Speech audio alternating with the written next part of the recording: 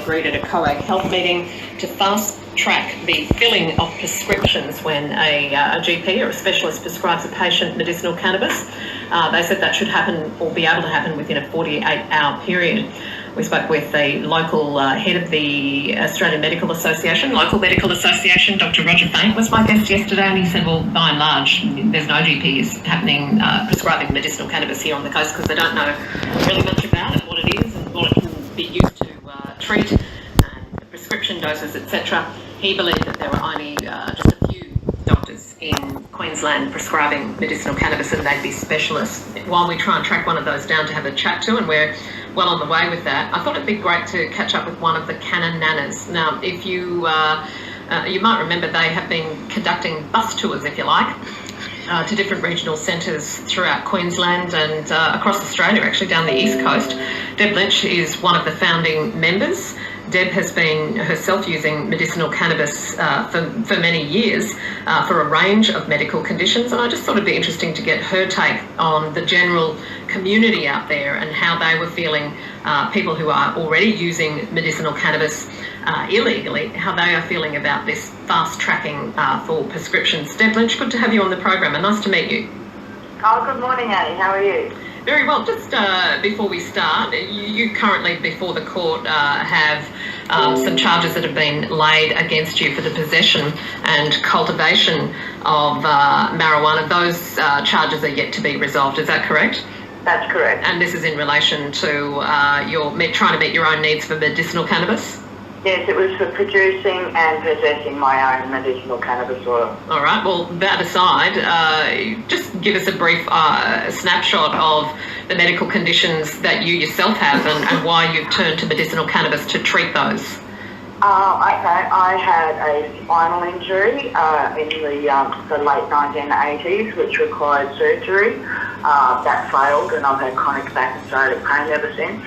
I also have a chronic progressive autoimmune disease that has multiple disabling symptoms, too many to mention, from esophageal spasming to digital ulcers on the ends of your fingers, systemic fibrosis. The connective tissues in your body are pumped full of collagen, and basically you become fibrous all over. So what kind of level of distress or physical discomfort do these various conditions that you have leave you in?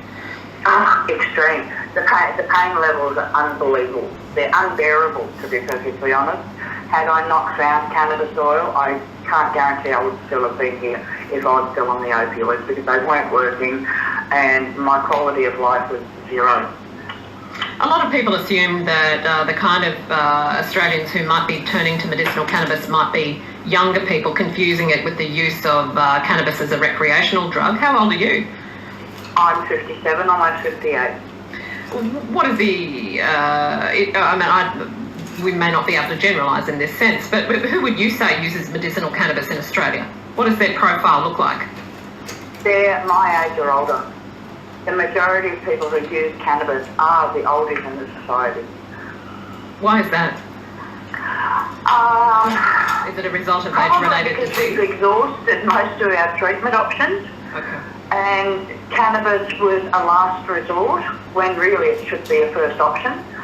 And I suppose we also grew up in an era where cannabis was more prolific around us within that 60s and 70s era.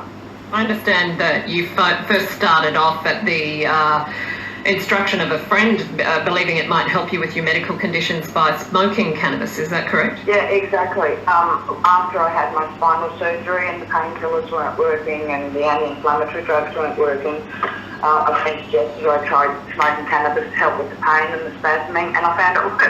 I was a mother of three at the time. I'd never used cannabis before. I'd never used it as a teenager, and I found it worked. But even then, I didn't class myself as using it medicinally, because society was telling me I was using it recreationally, so that's what I had in my mind. So I would have to sneak around and, tell lies and and cover up the fact that I was using something that was actually helping me with my condition.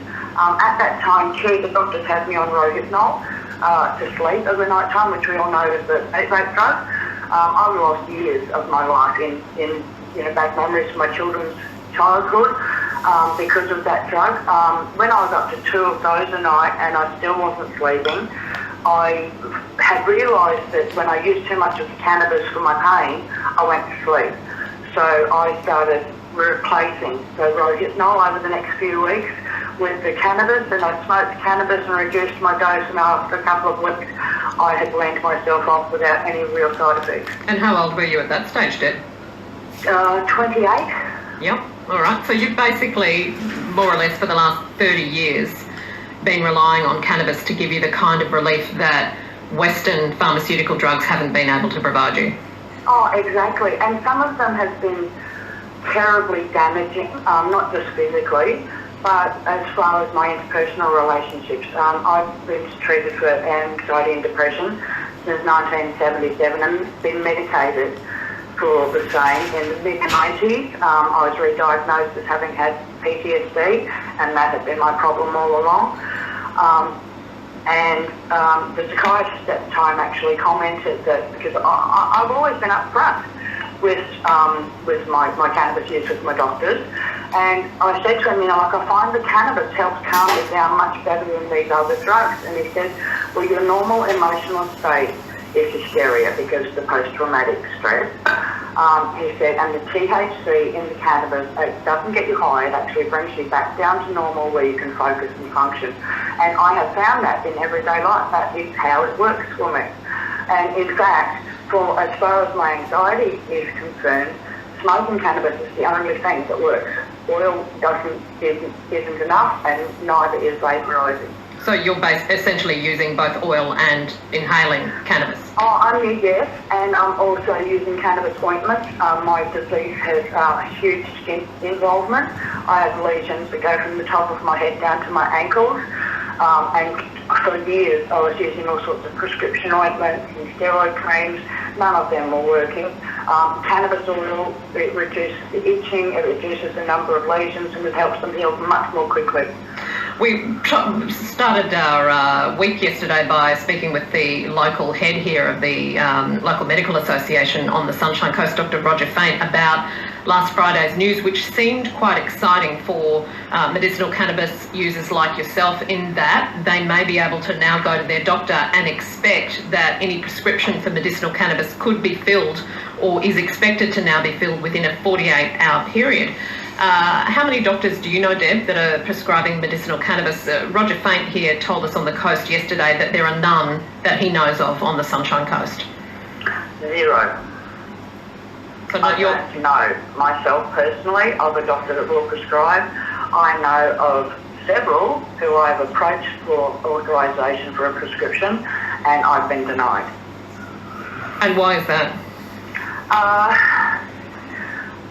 My GP, I had a discussion with him just recently, and he indicated that the indemnity insurers have got something to do with it, because apparently if doctors prescribe cannabis, the indemnity insurance companies can actually withdraw their coverage.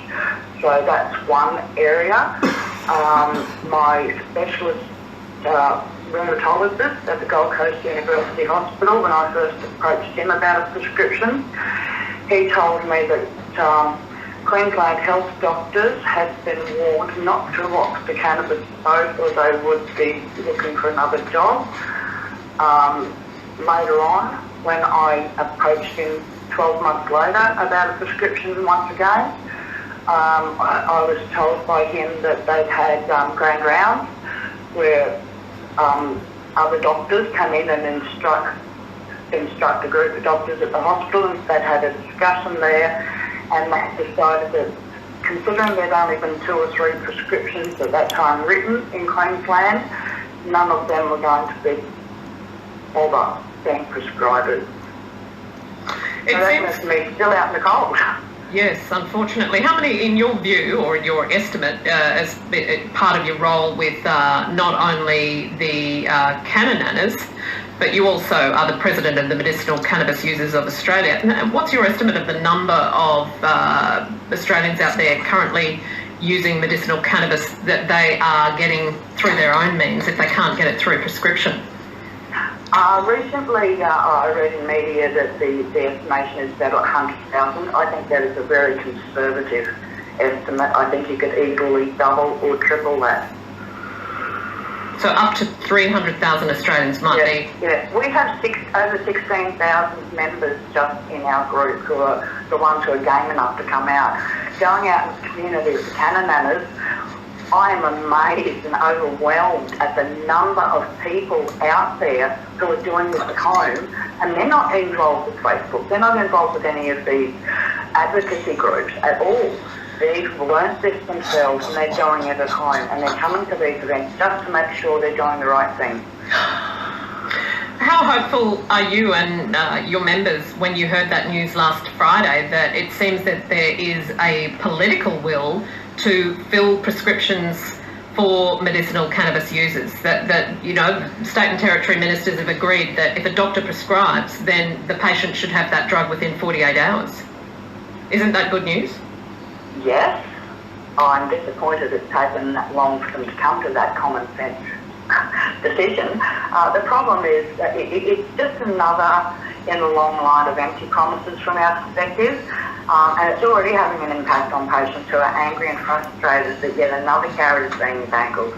Patients are throwing up their hands in the air and saying, stuff the government, just grow your own. The doctors answered the call for a national framework to be introduced. But in all fanfare and backslapping, they forgot one thing, the cost factor. Many patients are on welfare and of some kind because they cannot afford to work.